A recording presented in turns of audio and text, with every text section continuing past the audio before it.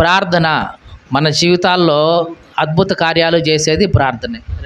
ఇప్పుడంటే మనకి బైబిల్ ఉన్నాయి, బోధించే పాస్టర్ గారులు ఉన్నారు, సంఘ కాపరి వీళ్ళు ఉన్నారు. ఒకసారి జాగ్రత్తగా ఆలోచించండి, అబ్రహాము భక్తి కలిగిన వాడా కాదా? చెప్పండి. భక్తి కలిగిన వాడే. మరి అబ్రహాము కుమారుడు ఇస్సాకు భక్తి కలిగిన వాడా కాదా? చెప్పండి. భక్తి కలిగిన వాడే. మరి యోసేపు భక్తి కలిగిన వాడా కాదా? భక్తి కలిగిన వాడే. యాకోబు అబ్రహాము దేవుణ్ణి నేను, ఇస్సాకు దేవుణ్ణి, యాకోబు దేవుణ్ణి అని చెప్పాడు కదా యేసు దేవుడు. మరి అబ్రహాము, ఇస్సాకు, యాకోబు, యోసేపు వీళ్ళ జీవితాల్లో ఎప్పుడైనా ఎట్లాంటి పరిశుద్ధ గ్రంథం ఉందా? లేదు. ధర్మశాస్త్రం ఉందా? లేదు. మరి రాతలు ఎట్లాంటివి ఏమైనా ఉన్నాయా? ఏమీ లేవు. అయినా సరే వాళ్ళు అంత భక్తిగా ఎట్లా ఉండగలిగారు? చెప్పండి.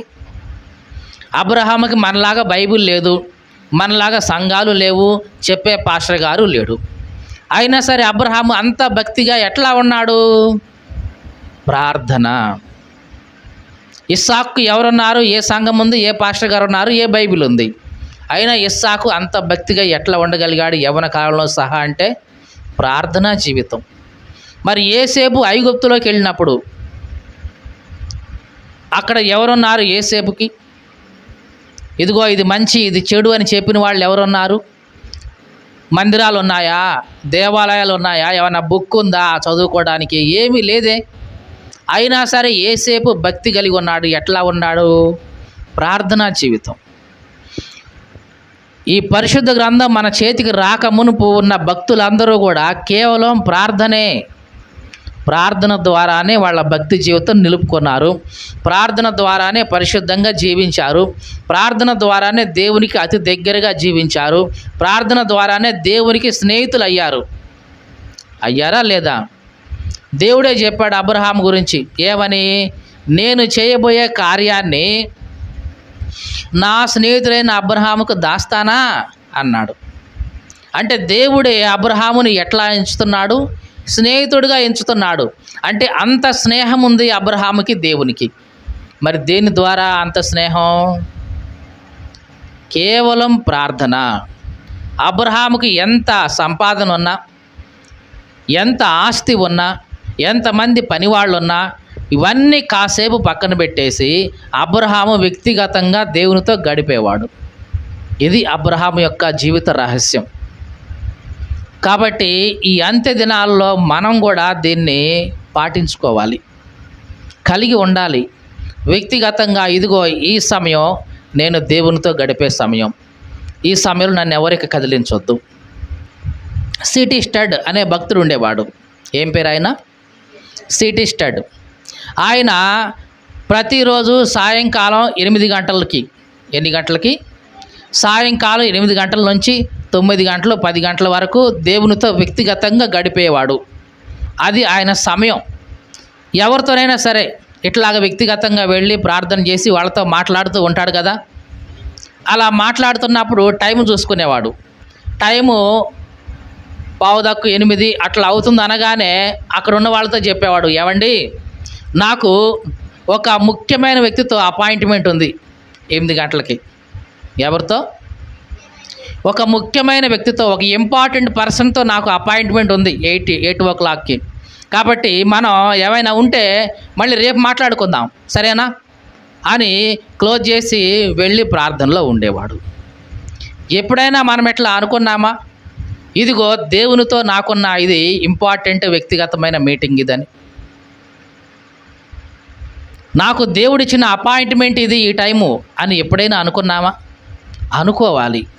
ఆ సమయం నీకు ఉండాలి. అలా ఉంటే గనక అది గంట సమయమైనా కానీ, అర్ధగంట సమయమైనా కానీ దేవునితో నీకున్న ఆ అపాయింట్మెంట్ టైము నీకు ఉండాలి. ఆ టైంలో ఎన్ని పనులున్నా సరే పక్కన పెట్టేసి దేవుని కోసం నీవు గనక ఆ సమయాన్ని వెచ్చించగలిగితే దేవుడు తప్పనిసరిగా నిన్ను పైకి లేవనెత్తాడు.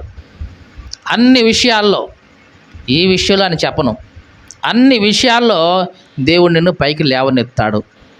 చిన్నపిల్లలే కనుక ఇదిగో ఒక సమయాన్ని కేటాయించుకొని దేవుని కోసం వాళ్ళు గడపగలిగితే నిజంగా వాళ్ళ అంతస్తు చాలా హెచ్చించబడుతుంది. ఒకసారి ఒక నెహ్రూ గారు తన జీవితంలో ఒక సాక్ష్యాన్ని ఇచ్చాడు. బాగా చదివే ఒక అమ్మాయిని, మంచి టాలెంట్, బాగా తెలివి కలిగింది, ఆ అమ్మాయిని దర్శించడానికి వెళ్ళి విజిట్ చేయడానికి నెహ్రూ గారు వచ్చాడు. ఆ సమయంలో మీకు తెలుసా, నెహ్రూ గారు ఉన్న సమయంలో నెహ్రూ గారు అప్పుడు పొజిషన్ ఏంటి? ఆ ప్రధానమంత్రిగా ఉన్న ఆ సమయంలో ఈ బాలిక కోసం హాస్టల్లో, ఎక్కడ ఉంటుంది ఈ అమ్మాయి? హాస్టల్లో ఉంటుంది. ఇప్పుడు గురుకుల హాస్టల్ ఉన్నట్లుగా హాస్టల్లో ఉంటుంది. ఆ అమ్మాయిని చూడడానికి నెహ్రూ గారు వస్తే, నెహ్రూ గారు వచ్చే టైంకి ఈ అమ్మాయి ప్రార్థన చేసుకునే టైం అంట వ్యక్తిగతంగా. అప్పుడు ఫలానా వాళ్ళు వచ్చి చెప్పారు, అమ్మాయి నెహ్రూ గారు ప్రధానమంత్రి గారు నీ కోసం వచ్చాడు, నిన్ను చూడడానికి, నీతో మాట్లాడడానికంటే ఈ చిన్న అమ్మాయి ఏమందంటే, నేను ఇప్పుడు దేవునితో మాట్లాడే సమయం, నెహ్రూ గారి కంటే కూడా ముఖ్యమైన వ్యక్తితో మాట్లాడే సమయం ఇది. ఈ సమయం అయిపోయిన తర్వాత నేను వచ్చి ఆయన కలుసుకుంటా అంతే. మనమైతే ప్రార్థన లేదు, కీర్తన లేదు, ముఖ్యమంత్రి వచ్చి మన ముందు ఉంటే అంట ప్రార్థన అంట కదా. ఈ చిన్న బిడ్డకున్న ఆ కమిట్మెంట్ చూడండి. ఈ సమయం నేను నా దేవునితో గడిపే సమయం ఇది. కాబట్టి ప్రధానమంత్రి కాదు, ముఖ్యమంత్రి కాదు, ఎవరు వచ్చినా సరే దేవుని కంటే ఎక్కువ కాదు కదా. కాబట్టి ఈ సమయం దేవునితో నేను గడిపిన తర్వాతనే ఇదిగో నేను వాళ్ళని మీట్ అవుతాను. అలాగే నెహ్రూ గారు కూడా వెయిట్ చేశాడు ఆ అమ్మాయిని గౌరవించి. ఎందుకోసం? ఆ అమ్మాయి ఏదో ఏదో మేకప్ వేసుకోవడానికి కాదు ఉంది. దేనికోసం అడిగింది సమయం? దేవునితో గడిపే సమయం అది. గౌరవించాడు, తర్వాత వచ్చి మాట్లాడి వెళ్ళిపోయాడు.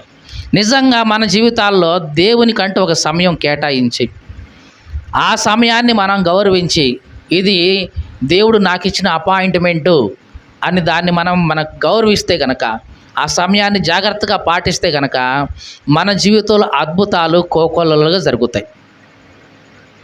అది నువ్వు కంటికి కనపడవు, చెవికి వినబడవు, నీ మనసుకు కూడా అనిపించదు. ఇట్లా జరుగుద్ది అనుకోలేదండి, జరిగిందండి, దేవుడు చేశాడండి అని అంటావు. అట్లాంటి అద్భుతాలు దేవుడు నీ జీవితంలో చేస్తాడు. ఇది నువ్వు ఎన్నడూ కూడా ఊహించవు.